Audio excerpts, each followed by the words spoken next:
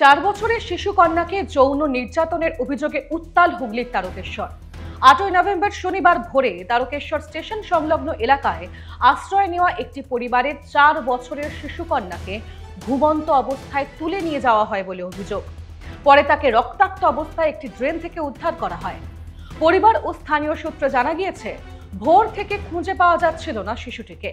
পরে দুপুর নাগাদ তারকেশ্বর স্টেশন সংলগ্ন ট্রেন থেকে রক্তাক্ত অবস্থায় শিশুটিকে উদ্ধার করা হয়। অন্তত এমনই দাবি পরিবারের। অভিযোগ, এরপরে তারকেশ্বর গ্রামীণ হাসপাতালে নিয়ে গেলে শিশু কন্যাকে প্রাথমিক চিকিৎসার পর ছেড়ে দেওয়া হয়। সন্ধ্যার সময় স্বাস্থ্য পরীক্ষার জন্য শিশুটিকে পুনরায় হাসপাতালে নিয়ে যাওয়া হয়। সেখানে গিয়ে পৌঁছয় পুলিশ। পুলিশের বিরুদ্ধে ঘটনায় যথাযথ ব্যবস্থা না নেওয়ার অভিযোগ তুলে হাসপাতালের মধ্যে বিক্ষোভ দেখান বিজেপি নেতাকর্মীরা।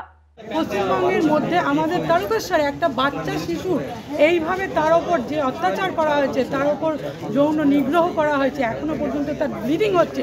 এই জায়গাটা যাতে বন্ধ হয়। আজকে বাচ্চা হয়েছে, আজকে আরও অন্য কারোর হবে, কারণ এর প্রতিবাদ আমরা করব এবং এর প্রতিকার যদি না হয়, এর যদি সঠিক বিচার না হয়, এইরকম আরও অপরাধীরা সাহস পাবে এবং এটা চলতেই থাকবে। এই ঘটনায় অভিযুক্তদের অবিলম্বে গ্রেপ্তারের দাবি তুলে থানা ঘেরাও করেন বিজেপি কর্মীরা। আমরা এর বিচার শেষ থেকে ছাড়বো, তাতে যদি আমাদের মরতে হয় এই থানার সামনে আমরা মরবো, তবু আমরা এই থানার সামনে থেকে আমরা মরবো না। তারকেশ্বরের বিধায়ক রামেন্দ্র সিংহ রায় জানান, শিশুটির চিকিৎসা ও অপরাধীদের ধরতে যথাযথ ব্যবস্থা নেওয়া হচ্ছে।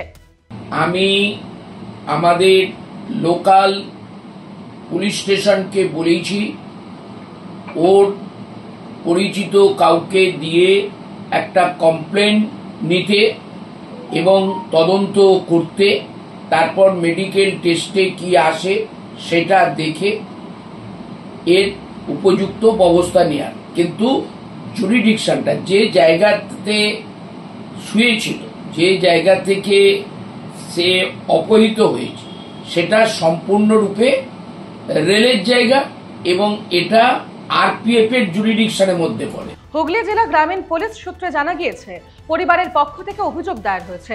পক্সো আইনে মামলা রুজু করা হয়েছে, তদন্ত শুরু হয়েছে। আর ইতিমধ্যেই আটক করা হয়েছে শিশুটির দাদুকে।